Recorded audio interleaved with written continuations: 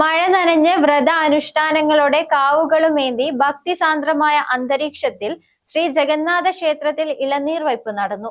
തലശ്ശേരിയിലും പരിസരങ്ങളിൽ നിന്നുമുള്ള നൂറുകണക്കിന് മഠങ്ങളിൽ നിന്നും സങ്കേതങ്ങളിൽ നിന്നുമായി ആയിരക്കണക്കിന് ഇളനീർ കാവുകളാണ് ക്ഷേത്രാങ്കണത്തിലെത്തിയത്. ഞായറാഴ്ച സന്ധ്യയോട് കൂടി തന്നെ നാടിന്റെ നാനാ ഭാഗങ്ങളിൽ നിന്നുമായി കാവുമേന്തിയുള്ള ചെറു സംഘങ്ങൾ ജഗന്നാഥ സവിധത്തിലേക്ക് ഒഴുകിയെത്തിയിരുന്നു.